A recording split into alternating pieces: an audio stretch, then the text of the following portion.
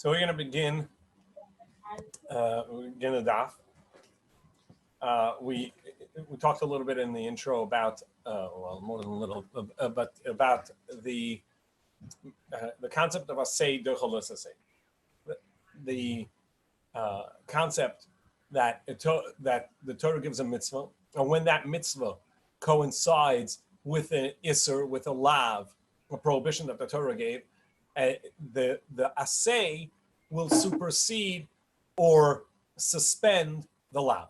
And we're talking about the machlokas of whether or not, when we say asay d'cholos asay, does it mean there actually is no lav anymore? The Torah did not mean to give the lav in that case. We mentioned from the Goinim, Rav Hai Gaon and Rav Nisim Gaon, that they say that the Torah, when it gave mitzvahs, it gave mitzvahs with a limit. And the particular mitzvah, the isurim, the prohibitions, have a limit. And just as we understand that the Torah gave a limit and said, you may not eat non-kosher unless your life depends on it, and then you may, and not only may, but must. So there's a limit to the Yisr. So too, when there's a mitzvah to do, that limits the Yisr. That's the way Rabbi Nisim and Rav Hai, and it seems to be the Mahalach of the Gaonim above it. We mentioned from the Ramban, and it would seem that others learn like this as well. That no, it's not that the prohibition, the Isser that the Torah gave, has a limit, and it doesn't apply anymore in this case, but rather what it means, of course, the Torah prohibition, the Isser lav still applies. However, the mitzvah supersedes, and the mitzvah tells you have to do it even though that the lav is still there. And we showed that there could be nafkaminas, there could be cases where actually there would be a mitzvah, and the Isser remains. For instance, we talked about in the mitzvah of Yibum. So once the mitzvah has been done, does the mitzvah at that point, the Isser, if the Isser is still there, the mitzvah has been done, so that should go away. The mitzvah goes away, and therefore she should not be allowed to remain his wife because the Isser is still in place. So according to the way we understood in Rashi, and we understood in Reb Nisim Gaon, that asay d'cholos asay says that the Isser goes away. So, and Rashi understands in Yibum as well that the mitzvah makes it that the Isser goes away. So then there's no Isser left. But the way Tosfos, as we explained, Tosfos over here at the beginning of Daf Dalet says that really the mechanism for Yibum is that you still have the erva prohibition of a brother's wife, of Eshesach. You have the mitzvahs Yibum, and the mitzvahs Yibum supersedes. And that's the way we would understand, according to the Ramban, all mitzvahs asay d'cholos asay works. Well, then in that case, we should say that the Isser is still in place. You have the mitzvah, that's the initial mitzvah. But once that goes away, once the initial mitzvah is over, you've done it, you did Yibum, there should no longer remain the mitzvah. And therefore she can't remain as a wife because the erva is still in place, and at that point, nothing should remain in place. And Tosfos actually asked this question on itself, as we mentioned in the shir that we gave on Sunday in prep for the daf. Now Tosfos asked this question on Daf Chesam and Beis. Tosfos asks, why don't we say that B'yashnia, the remaining a wife afterwards, should be prohibited? So consummate the marriage, and that's it. And after that, it's prohibited. So Tosfos says it doesn't make sense because it's svarahu. It is a logical conclusion. The Torah did not say take her as a wife in order to divorce her. So a little bit about this svara. I want to preface it by another question. We have the mitzvah of Yibum. So we say asay dochalos asay, and that's the Gemara's question. That really, if not for the Torah telling us particularly that the erva is prohibited, and that you may not do yibum on an erva, I may have thought that the Torah's mitzvah would supersede multiple ervas. So therefore, we need the pasuk to say aleh to tell you that erva is pater, and then it says litzra to tell you that even the tzaras erva is pater. But otherwise, I would have thought it worked. So the Kappas Tamarim and the Minchas Chinuch asked this question. He says, I don't understand. The mitzvah is his mitzvah. She doesn't have a mitzvah yibum, but she does have the isser, the prohibition. So it's true that the mitzvah saseh would help his mitzvah, but it wouldn't take away her prohibition. That's a question that the Kappas Tamarim and various Mefarshim ask. A basic idea that is said is that when the Torah says, when we say asay dochalos asay, it's a general concept of everything needed for that mitzvah is supersedes the prohibition. Meaning, what the Torah is saying is, you have a mitzvah and you have a lav as well. Do the mitzvah. But there are multiple ways where the lav is. Do the mitzvah. And essentially, what the Torah is saying is to the Yevamah as well. You have a prohibition of erva. Nevertheless, the mitzvah needs to be done, and that will supersede that issur. Rabbi Kiva asks a question from other places where we see that this is not true, like Piri Verivia. But there's a fundamental thing I want to say over from Rav Nachum Pertzavitz. Tosfos says in this point over here, mitzvasa b'kach, that the reason why over here that it please stop it. I can get it close.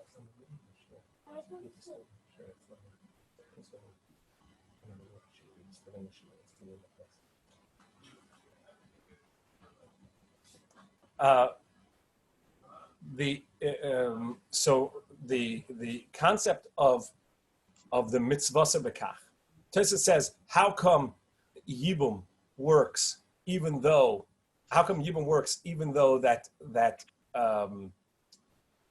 there's an isser, and not only that, normally we say asay dochalos asay. You have a positive mitzvah, it supersedes the negative mitzvah, and it supersedes the negative mitzvah only at a simple level of isser. But if it's a lav sheyesh b'kares, if it's a more severe isser, then it doesn't apply. So why is it over here that the Torah says that it does apply? So Tosfos says, because mitzvasa b'kach. This is the mitzvah that the Torah prescribed. So the concept of mitzvasa b'kach is that the Torah considers every time you're doing the mitzvah, that is the time of that is when the mitzvah applies. Then why not all the ervos? Sorry? Then why not all the ervos? Oh, great. So Charlie's asking if it's true that it would supersede the mitzvah of Eshesach, which is an erva. Why doesn't it supersede all other ervas as well? Like it happens to be his wife's sister as well. Because, and this is the concept I wanted to say over, that the mitzvah b'kach means the Torah says, I know that it's always going to be your brother-in-law, your sister-in-law, your brother's wife, and that's where I want you to do the mitzvah. In other words, the mitzvah is based upon who she is. In other words, in most other times where asay is dochalos asay, it by happenstance happens to coincide, but it isn't actually where the mitzvah is. For instance, like Charlie's question, other ervas. It happens to be another that the brother's wife is also your wife's sister. It happens to be so, but that's not where the mitzvah is.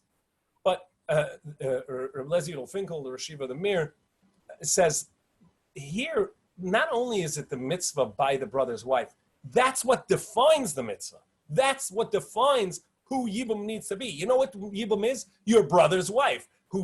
When your brother dies without children, you must marry your brother's wife. So mitzvah bekach is a definition in who the mitzvah is, who the mitzvah is with. There is no definition of it has to be your wife's sister. And by happenstance, it could sometimes be. There is no mitzvah that it happens to be your father's wife, that by happenstance it could be. But the mitzvah of the brother's wife, by definition, that's the mitzvah. That, the way Rav Leziel says it, it's the mechayev. That's what the obligation is. That's what obligates to you. The reason you have to marry it is because to establish the household of your brother. So that's what obligates you.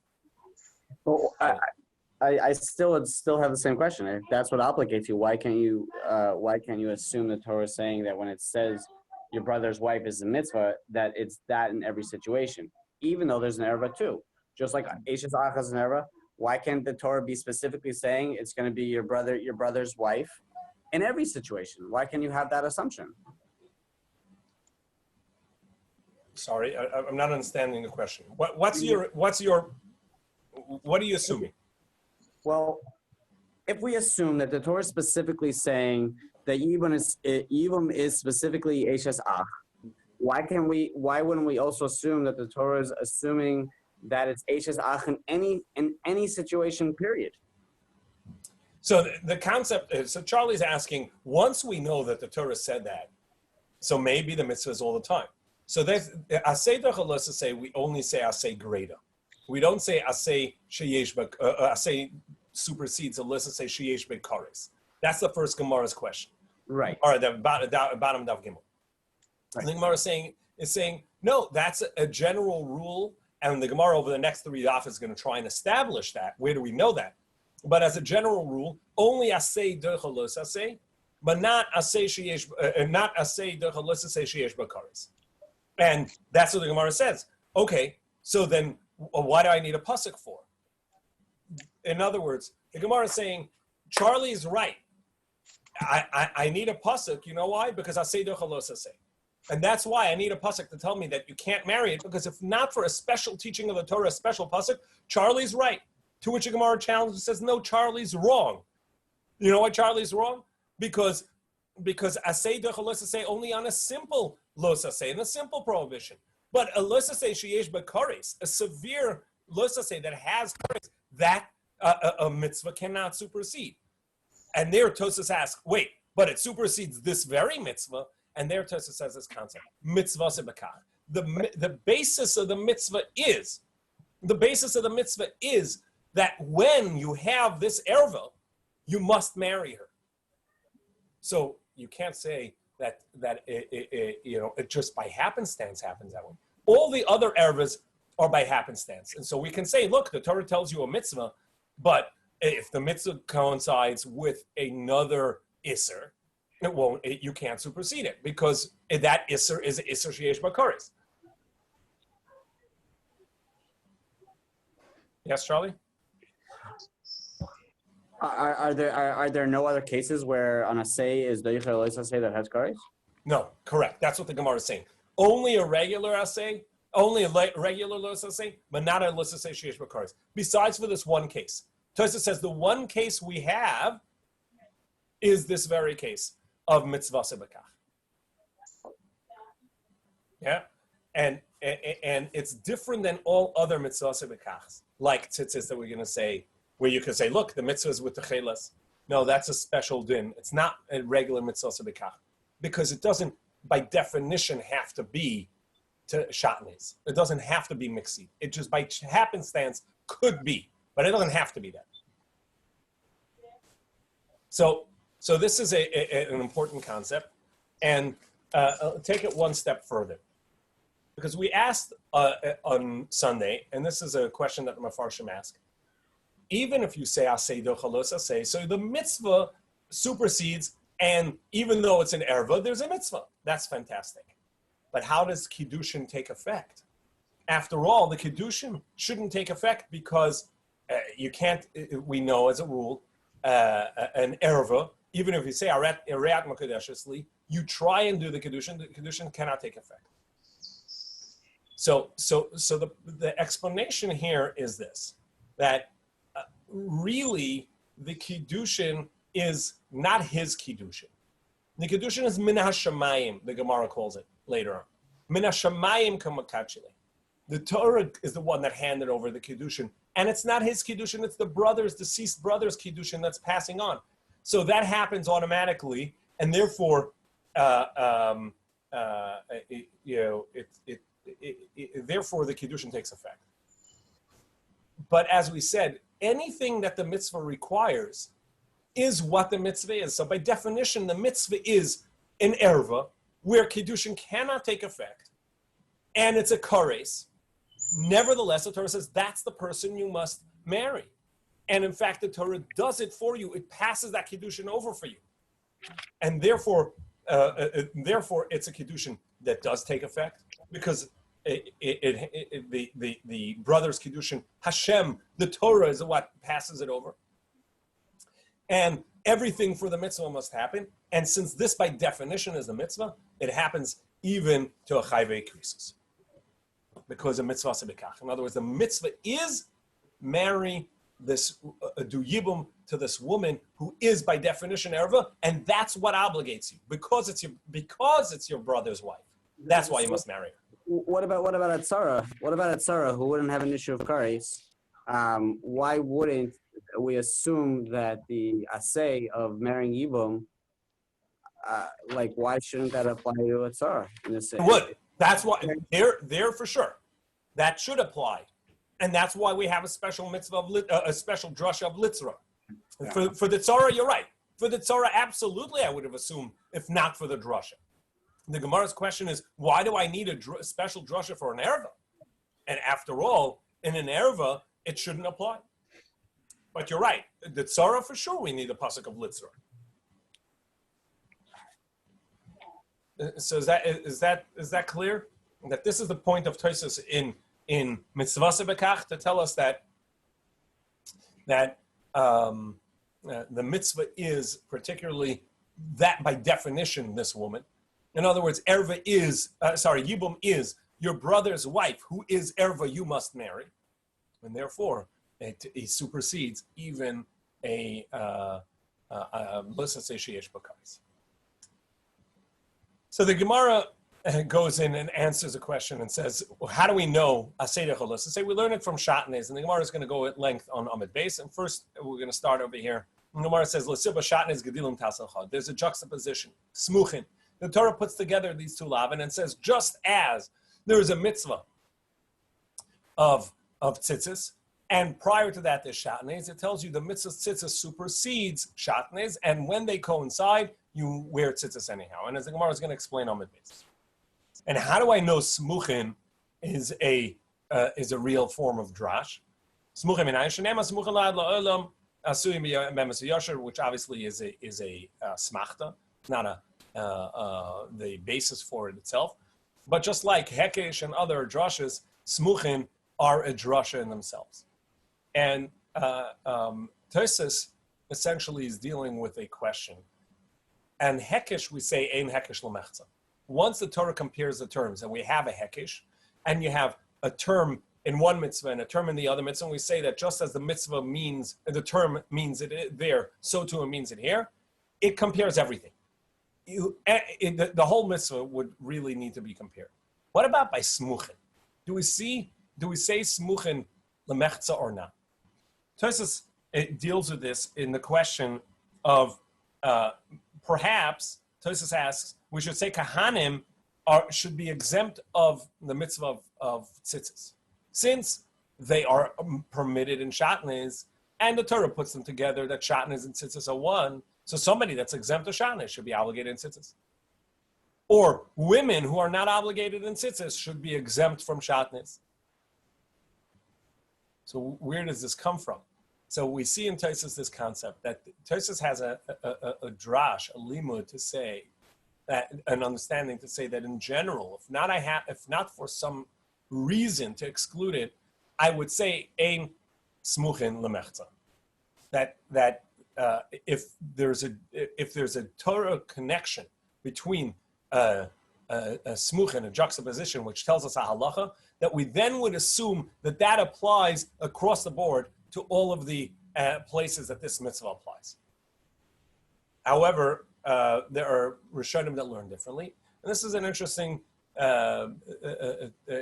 thing to go into whenever we have smuchin that teach us a iser, a chiyuv, a patur, to look at and see where do we say it lemechza only for the one mitzvah and that's it, for the one concept and that's it, or do we say no? There's no mechza here. It doesn't go. If it's a connection, the connection goes all the way. And it continues for other mitzvahs as well, and therefore we would assume that a woman would be exempt of shatnez, if not for some answer Tosfos has. We would assume a kahana would be exempt.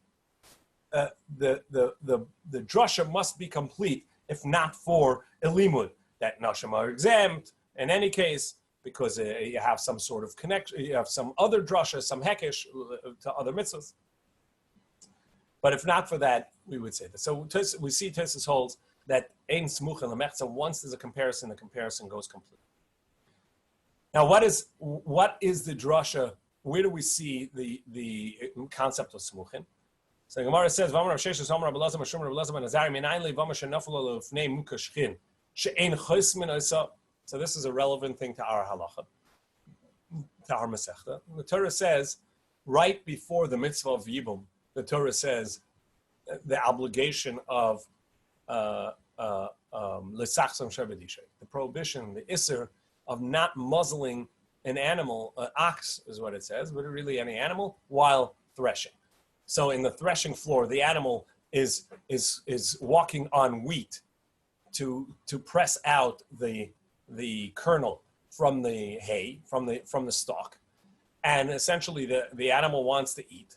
And if you muzzle it, that's painful to the animal. So therefore, the Torah says, right before Yevamot, to teach us, don't muzzle this woman in Yibum. Rav Yosef says, from here we learn, how do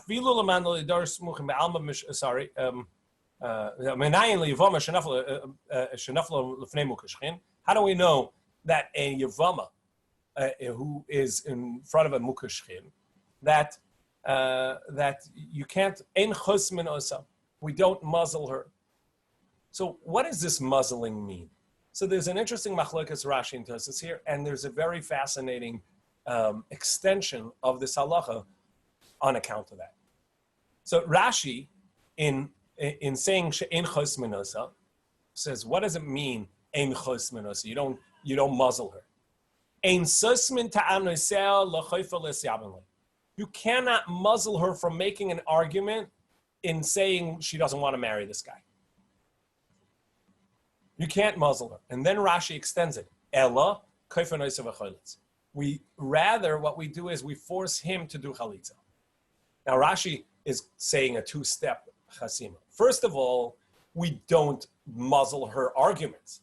And muzzling is a euphemism here, meaning don't close up her mouth for making an argument.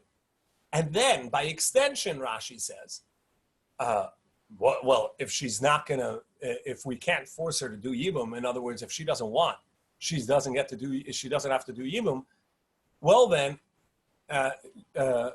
we force him to do chalitza. But if you look at Tosfos, Tosfos says it differently. And Tosfos did about maschal d'chsiv. This is 6-7 lines in. The Gabi Yevama, Nami besamach lekel midrash kihacha. The belav kra, because without the pasuk, Hava Amina, I may have thought the chos manosa v'lo yachlitz la'akar. We do chasima to her, and we won't force him to do yibum, chalitza. So what is the chasima? What is the chalitza? What would have been the chasima and locking her up? So I heard from Rav Eli Baruch Finkel, of the Rosh Yeshiva of Mir. So he said that Tosfos is saying something else. Tosfos is not saying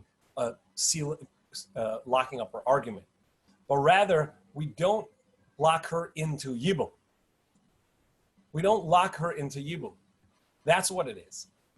Meaning, if it's someone that she can't live with, that would be a chasima. That would be muzzling her into a marriage.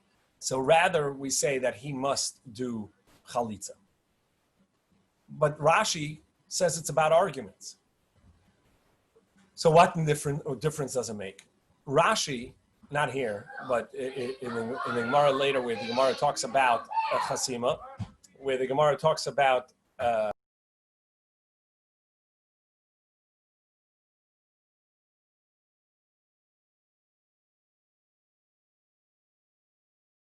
so the Gemara, Rashi says over there that not only if it's a mukashchin, someone who is, in the case of the Gemara, is someone who has blemishes, who's boils, who has an ailment of sorts. That's who we can't force her to marry. Rashi says, but that's just a happenstance. It happens to be that case. But any case would be a chasima. You're not allowed, she can make any argument and say, I don't want this guy. It's too tall, too short, too young, too old, whatever it is. So where did Rashi know that from? Because the Gemara's case is l'sachsim is a mukashchin, somebody who has these serious ailments. So Rabbi Baruch says this is the basis of Rashi. Rashi understands l'sachsim means don't close her arguments. Well, don't close her arguments means any argument she has a right to make an argument. I don't want this guy, and that's it. Tosfos, however, says no, that the basis is you can't force her into a marriage that's a muzzle. That's a difficult situation. Well, then we have to assess, is this subjective or objective? And therefore, it's only objective. If it's an objectively difficult marriage, that's where we say lo sachsa. But if it's subjective, she doesn't have to want it, and he can't do yibum to her. But we don't force him to do chalitza. We won't force him to do chalitza because he says, look, I am not the one that doesn't want this marriage. And then she would remain in this chasima. The chasima would be, the muzzle would be in, she can't marry anyone else because she's waiting for yibum, and he won't do chalitza, and he won't end it. So that's where this muzzling is. And according to Tosfos, this would only be in a case where we would only force him to do chalitza in a case where it's unbearable. Otherwise, she's an almana. Otherwise, she's a aguna.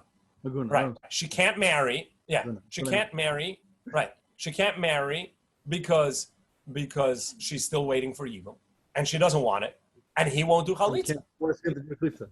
Right? He won't. We can't force him. He can do it if he wants. Right, because she essentially, that seems like she's locking herself. We're not muzzling her; she's muzzling herself. She's choosing not to follow through on the yibum. She still can say no, but she also can't marry out anyone else. Rashi learns no. Any argument she has would be grounds for chalitza. You're reading the Havamina de Chusminosa that we would muzzle her below Yachlot Sla al Karcho, meaning we wouldn't force him to do chalitza, and which would muzzle her. That's how you're reading it. Right. It would muzzle her because she's in limbo at that point. She can't have yibum and she can't have chalitza. She doesn't want yibum and she can't have chalitza. So according to Rashi, would Rashi force any situation for the man to do chalitza? Correct. No matter what, pretty much. As long as he says, I don't want him. As long as she says, I don't want. In fact, the Shulchan Aruch gives a scenario. If the guy doesn't want to do chalitza, we tell him the way to do yibum is by taking a shoe off. And this way, he once the shoe is taken off, we say, now she's usher to you because you did chalitza. Just because according to Rashi, I might have thought that if she wouldn't want to marry the brother, that the yibum would almost not even exist, as opposed to needing chalitza. Why wouldn't it exist? Because by making it exist, it's almost as if you're muzzling her. I hear. You're saying that in and of itself is a Muslim. So the Zika exists. As soon as he dies, as soon as the brother without children dies, the Zika, the Nephila is what it's called. It automatically happens. The surviving brother inherits a Kiddushin. So it happens automatically. That level of Kiddushin is already there. The Zika is there. So it can't go away with just her saying, I don't want it. You need to end that Kiddushin somehow. That's what the Chalitzas do. You still need the Chalitza because of that. But we force him into it because you can't muzzle her. You can't muzzle her argument saying, I don't want it. Any type of argument's a valid argument. So Tosfos is explaining what you would have thought without a pasuk. So Correct. with the pasuk, we would definitely force someone to do chalitza if it's an unbearable situation for her. You're just saying the only difference is the only difference between Rashi and Tosfos is whether you could say that if she has an argument, that's enough, or it has to be objectively unbearable. That's the only difference. Right. Is it subjectively unbearable? She says, look, I just don't want the guy. I can't do it. I don't want it. And Tosfos says, no, it has to be, there are issues objectively. What do we say nowadays? Oh, we do chalitza in any case. Anyway, Always. right. Right? Well, let's say like we didn't do chalitza in any case. Oh, how do we paskin? We Yeah. paskin like Rashi. That she can make any argument. Yeah. Yeah. Okay. So then we learn smuchin, and the Gemara says it goes through smuchin in Mishnah Torah, smuchin in Kol HaTorah Kula, and the Gemara goes into on Amud Beis the mitzvah of. So what is the losasei seidach losasei of tzitzis? So we got tzitzis nami. It's muchach on account of, because the Torah should have written this idea in the midst of tzitzis in Bamidbar. Next week's parsha, the Torah says in Parsha Shlach at the end, the Torah says mitzvah of tzitzis. Why in Devarim does the Torah repeat the mitzvah of tzitzis? So that's an extra limud, and as well, it's also mufna, because it should have said beged kilayim shatnez lo ya'ale alecha. The Torah should have said, a beged, a garment of shatnez, which is kalayim, should not go on top of you. Why did the Torah say, lo silbash shatnez? Don't wear shatnez? Shema mina lafni, to tell you something extra. So Gemara says, no, I need that. Why do I need that? Why is that necessary? Because it tells me an important halacha. If the Torah had only said one time, don't put shatnez on you, I may have thought any type of putting it on you. Anytime it's on you. And even someone selling a garment, that would also be prohibited. When you put it on, which has wearing it, which has benefit. So how do you know from wearing it that it has benefit? Maybe there's no benefit, or maybe it's because you're wearing it. What shouldn't the Gemara say, L'sil b'shatnez, since it says you're wearing it, anytime you're actually wearing it? How do you know that it's a benefit? And what difference does that make? Because the halacha is, I'm allowed to try on a suit without knowing whether it has shatnez or not, because I'm just putting it on to try it. But if in the simple reading, the Gemara says, L'sil b'shatnez, it should mean any type of wearing. And Allah itself is not prohibited, but if I'm wearing it, if I threw it over my shoulders, no problem. But if I put my arms through the sleeves, it should be awesome. And yet the Gemara says, no, it is only on the basis of that it gives you benefit. And if it doesn't give you benefit, it's not going to be awesome. So where do we see this from? So Ask you my question here.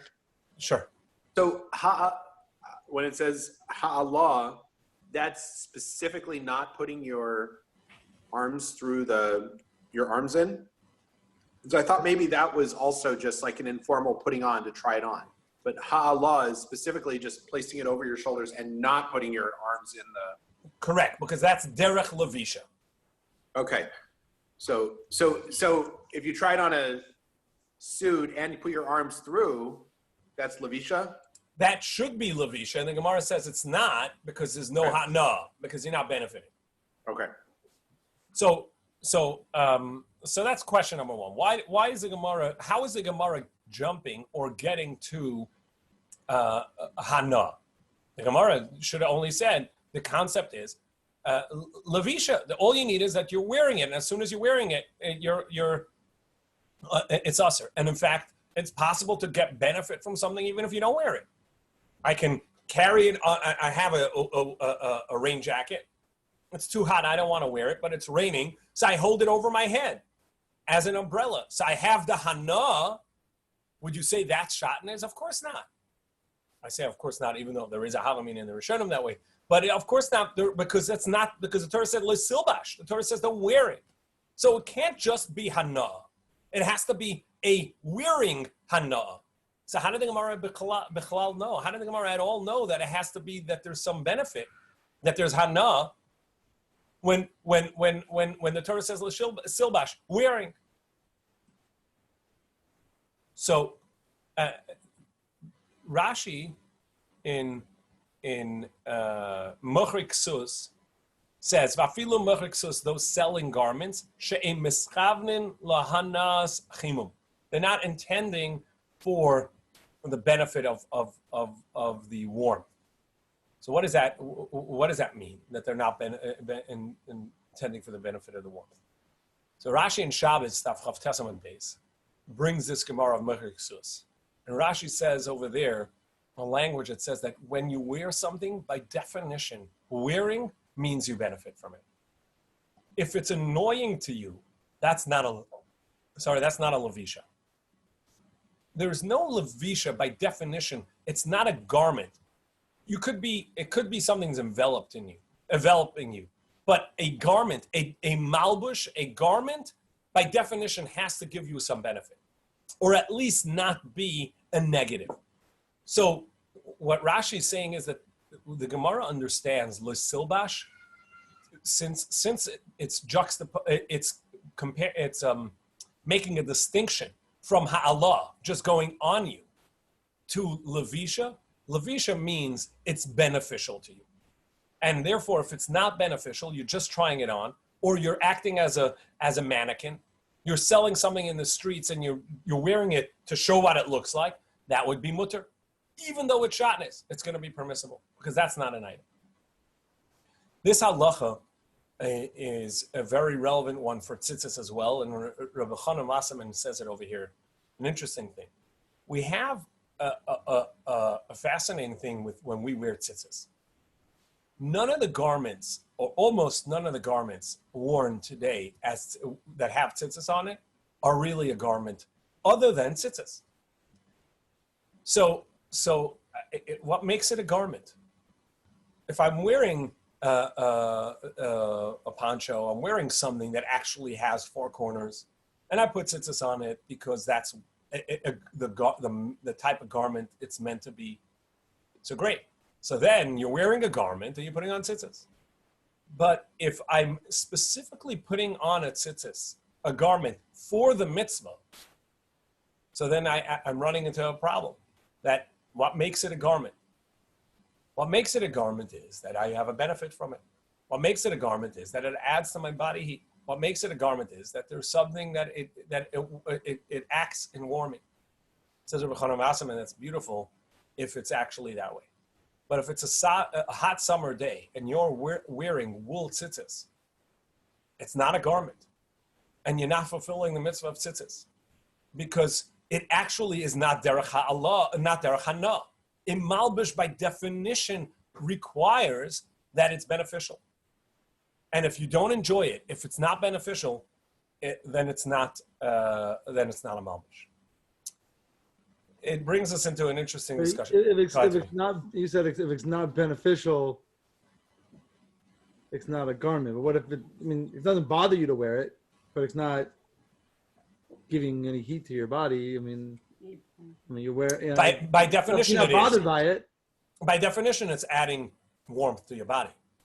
It's a layer. It may not make enough of a difference, but it's a layer. Okay. So by definition, it's going to do that. But once it starts bothering you, once it's too hot, then by definition, it's not a garment anymore. So it's subjective. I mean, if it's not bothering you, you wear it all the Correct. time. So, I mean, it might be Correct. hotter, but This you're is- not noticing it because you wear it all the time. This is all subjective. You see one person who's trying it on and it's not a garment. The next person buys it and puts it on and it's a garment. The seller is wearing it and it's mutter. The buyer may not wear it because it's shotnez. So What you if see by get- definition what a if it bothers malbish. you and you get hana? What if it's both? As long as it gives you hana, it's a malbish. Okay. Yeah, as long as it gives you hana, it's a malbish. Even if it bothers you more. I mean, I'm just yeah. Yeah, many things we wear are uncomfortable, but it's a malbish. Yeah, there's a lot of things that are not necessarily the most comfortable, but it's beneficial enough that I choose to wear it over not wearing it. So that tells me that it's a Sure. that You're that getting it's, something. yeah, I'm getting something. So that's it. So where's this relevant? There at the end of the Gemara has a machlekes between Tanav Rishmael and Rava. The Tanav Rishmael holds that midoraisa, since we know that in the halachas of tzaras and tumah, that a beged by definition is tzemer or pishtit, wool or linen. So over here also mitzvah tzitzis, it's tzemer or pishtit. And the Shulchan Aruch paskins like this. The Shulchan Aruch says that midoraisa, the mitzvah of tzitzis is only on either wool or linen garment. But if you have a cotton, silk, or any other type of garment, polyester, whatever it may be, you're exempt from the mitzvah tzitzis. You can wear four corners and you'd be exempt. However, midorabanan, you need to wear tzitzis even on such a garment. The Ramah over there writes, really it seems like that in the Torah already, and on the Torah, the Darchei Moshe writes this. It says, actually, the many Rishonim paskin like Rava. Rava says, no, of course, all garments, even silk, for sure cotton and other garments are mechuyev in tzitzis. Midoraisa, they are obligated in tzitzis. However, there's a distinction in something else. I can put silk tzitzis on a silk garment. I can put cotton tzitzis on a cotton garment. But I can put wool tzitzis on any type of garment. In order to fulfill the mitzvah, in all others, it's min knaf. It has to be the same type as the garment itself. Whereas wool and linen are going to be a master tzitzis. They can go onto any garment. That's what wool and linen have. And there are more paskins that that's the way. And indeed, a cotton, a silk, tzitzis would be the oraisa, obligated in tzitzis. And the Ramah says, from the Rishonim, that since we generally rule like Rava, because Rava is Basra, Rava is of the latest of the Amoraim, so we paskin like Rava. And we paskin that way. So why did the Shulchan Aruch not paskin that way? Because as we know, the Shulchan Aruch had a general rule. If the Rif and the Rambam agreed, then he paskin like the Rif and the Rambam. Even if the Rush disagreed, and the Rush vehemently disagreed. He said he doesn't understand why the Rif paskins like Tanavei Rishmael when we have Rava, who's a Basra, who says that any garment is mechuyev in tzitzis deraisa. In any case, according to the Tana Rabbi Mishmael, Bizman Hazeh, we don't have a mitzvah deraisa to wear tzitzis because we can't wear wool and linen together. no, of course you do. Just wear a wool garment with wool tzitzis. We can't wear linen, right? Yeah. So there's a machlekes whether you pass in this way or not. The Gra wore cotton tzitzis, not wool tzitzis. And interestingly, there are different interpretations as to why the Gra did so. The Chazon Ish wore cotton tzitzis as well, and he says he did so because the Gra did so, and that the Gra did so to show that the halacha is like the Rama, to show that the halacha is like Rava.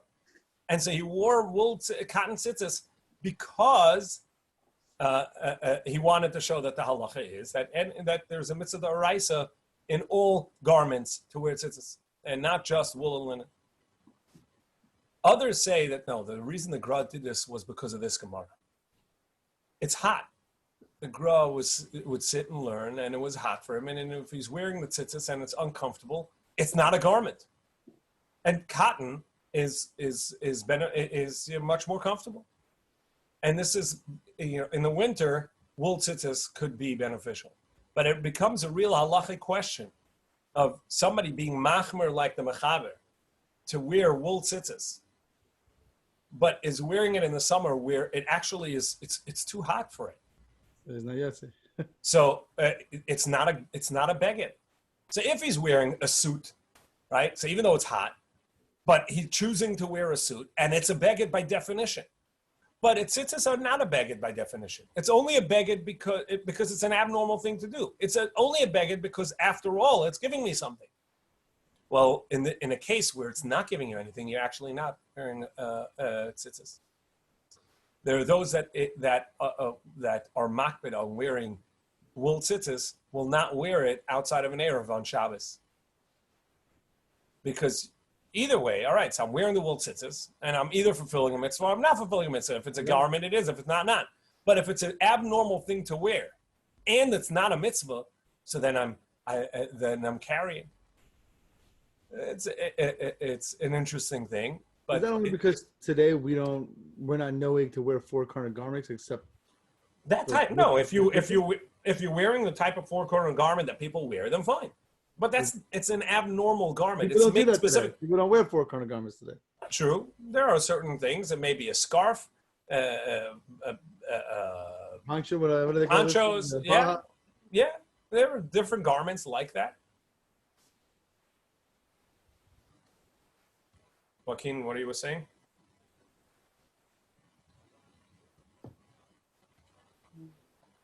You're not there. They come up? Yeah, now you're good. Yeah, nothing. Oh, okay. But when we do wear it, we get a mitzvah. So isn't it always giving us something? No, mitzvahs lav lahanas nitnu. Mitzvahs are not a benefit. Mitzvahs are not made for a physical benefit. Mitzvahs are not given for hana. We're just talking about physical benefit. Physical benefit, right? It's not that mitzvahs lav lahanas nitnu. Mitzvahs are not given for the physical benefit. Mitzvahs are mitzvahs. But you can't say it counts as wearing a garment if I'm wearing it for the mitzvah. It first has to be a garment, then I have the mitzvah putting the four corners on. But if it doesn't, its definition is not a garment until such time that I'm wearing it with benefit. That's what the Gemara seems to be saying here. That lesilbash, the derech levisha, by definition means I'm wearing it with benefit. And then there is a mitzvah. But you can't tell me my benefit is the mitzvah, because first of all, mitzvahs are not given for that, but then it's not going to define it as a garment. By definition, garment means it's something I'm wearing for benefit. Yes, Charlie. I was gonna say, but you could still wear it with the idea that if there's a minute in the day where you happen to be getting hana from it, then you would get the mitzvah for that moment. You don't necessarily need to get hana the whole entire day. It's like maybe it's cold in the morning and you happen to need it. Then late in the afternoon it's warmer, and even though you didn't need it, it's on just in case it's cold, and then you can get a mitzvah maybe. Sure, absolutely. I'm just saying the idea of wearing a cotton versus a linen versus a wool, because wool is so much hotter, it may actually be a halachic benefit in wearing the cotton over the wool. Sure. Even though that, according to the Mechaber, that's not going to be a daraisa mitzvah. In the summer, why would you be wearing if it wasn't for a minute? Sorry, go ahead. Go ahead, Max. Max, go. Even if it's cotton in the summer, the only reason you're wearing it is for a mitzvah. I wouldn't be wearing it if there's no mitzvah. Agreed. I wouldn't be wearing it in the winter either if it wasn't a mitzvah. But if it's giving me a benefit, if it's still somewhat comfort, So then it would be fine. But if it's uncomfortable, I want to take it off. That's the point. If it's too hot, I'm feeling too hot. So then then by definition, it's not going to be a mitzvah. Is that why some people don't like the tzitzis that are the mesh tzitzis? Because it has holes in it. It doesn't have a. It's not a garment. Yeah, it's not a garment. A mesh tzitzis are those that say that I wouldn't wear that as a garment. You wouldn't wear that out, meaning you wouldn't wear it. It has holes in it. Yeah, I wouldn't wear it as a garment. But you are getting hana from it if you're wearing it in the summer and it cools you off. It doesn't cool me off. It just it's not as hot. It doesn't. But that's not hana. No, It's just better than wool ones. Yeah, it's just better than something hotter. It's not it doesn't have a cooling agent in it. Oh, there you go. There you go. Yeah, if you had. And there's a new type of tzitzis to make. Yeah, you put it in the freezer. It's made of gel, and you put it in the freezer, right? But no, they have things with nowadays with like wicking technology that like takes away the moisture. Wicks, it's like socks and stuff. They make that have a certain technology in the garment that makes great. So maybe that would be okay. Yeah, but those are just that technology, or if they have a t-shirt like that, it just makes it cooler than wearing maybe a regular cotton t-shirt. It doesn't make it cooler than not wearing a shirt. Okay. I mean, which would be the same thing with tzitzis. Even if you had like a wicking tzitzis, that's just saying that's better than a wool one as far as making it more comfortable. But yeah, but a shirt is a normal thing to wear. So even though it's uncomfortable and it's hot, but it's a normal thing to wear. The point with tzitzis is that it's not a normal thing to wear. I wouldn't wear it if not for the mitzvah. So by definition, it has to give me some hana in order to count as a beged. And when it's giving me anti-hana, then it may not count as a beged. So I have a question. If if I didn't wear anything but tzitzis on top of my, I didn't wear any shirt but tzitzis, then I would feel it's giving me hana because I want to walk around with a shirt. But Yes. if I wear tzitzis with a shirt and it's not giving me hana, wouldn't it be better to take the shirt off versus the tzitzis? Sure, if your tzitzis is going to cover you enough that you feel good with it. Okay.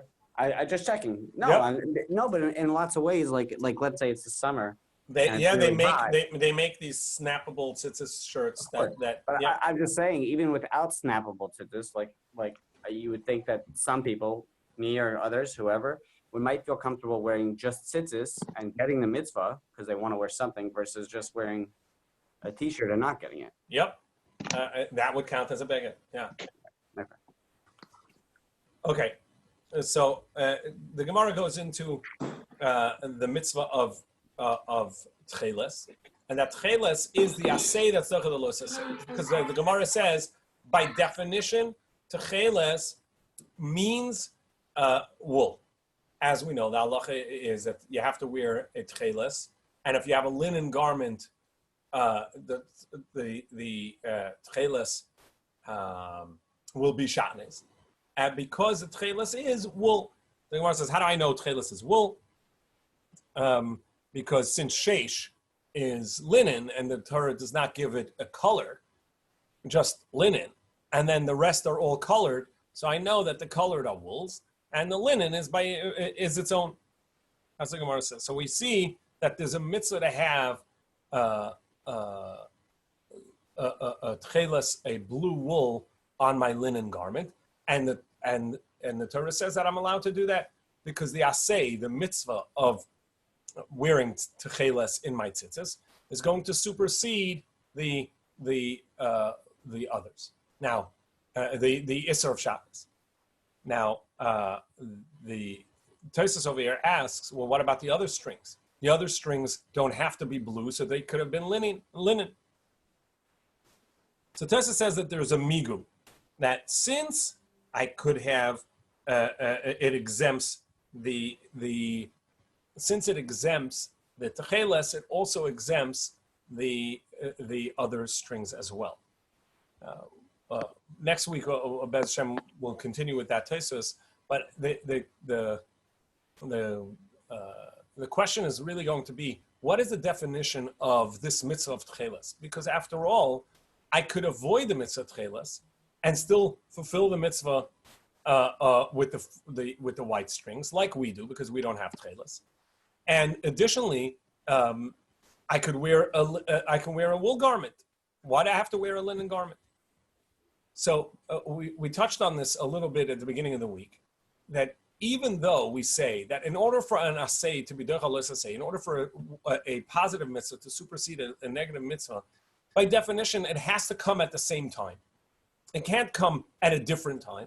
And it has to be that there's no way around it. It has to be that I can't avoid it. But over here, I could avoid it. So the Rashba holds a very interesting idea. The Rashba says, well, maybe I don't have a wool garment. Maybe I only have a linen garment, but I have wool tzitzis, wool strings. The Rishonim disagree with the Rashba, but what the Rashba is saying is that if my circumstances happen to be that I don't have another way of doing the mitzvah, that my mitzvah supersedes the Avera. For instance, I have a mitzvah eating matzah, and I have forbidden food in my house. It just happens to be I don't have any other matzah, so I'm allowed to use that matzah. That's what this would be. The Rashba, that's the way Rashba is. The other Rishonim say no. It has to be conceptually in the mitzvah. If you happen to not prepare yourself for the mitzvah properly, and the only mitzvah you have is by doing the losase, that's not enough for it to be over. So then the question is, so why am I allowed to wear a linen garment? I should have to only wear wool garments if I have tchelas. So the answer is no. By definition, the Torah is saying when you have a garment, put on tzitzis. So the mitzvah is after I have the garment. I can have any garment. And we know the Torah considers linen a garment. So the Torah is saying I'm allowed to have a linen garment because that's what a garment is. And the Torah says when you have a garment, put on tzitzis. I have a garment. The Torah is saying if I have a linen garment, put on tzitzis. So that's the meaning of where we see by tzitzis, even though as a general rule we say that it has to come at in a way that you can't avoid transgressing. The way the Torah tells you the mitzvah of tzitzis is if you have a garment that's four-cornered, put on the tzitzis, and by definition, garment is linen as well. So that means that the Torah is saying when you have a four-cornered linen garment, put on white strings and techelas. And we see that the mitzvah is to supersede. Next week we'll continue with tzitzis, which is a big part of the next Daf as well. In this week's parsha, when the Leviim are made to take a razor to their body and shave their body, is that an example of where there's a mitzvah to shave their body here in this case, but there's an isser of taking a razor to your body in such a way? So Tosfos brings that, right? Tosfos brings it by a metzora, right? But the same idea, where metzora has to shave himself. But Tosfos says that's not. Yes, that is an asay dochalosasay, and it's not the same as mitzvasa b'kach, which was the first thing we spoke about. That the Torah specifically gave the mitzvah for that. Why? Because even though the Torah says you're not allowed to shave your beard and you're not allowed to shave your payas, but maybe I don't have it. Maybe I have alopecia right there. I don't have payas anyhow, so I'm shaving somewhere else. It's not by definition in the payas. Yibum is by definition the obligation is your brother's wife. So by definition, it's linked to the erva. There, that's a special halacha. But over there, by the Leviim and by Mitzorah, the asay, the mitzvah of shaving, is going to supersede the los asay of shaving.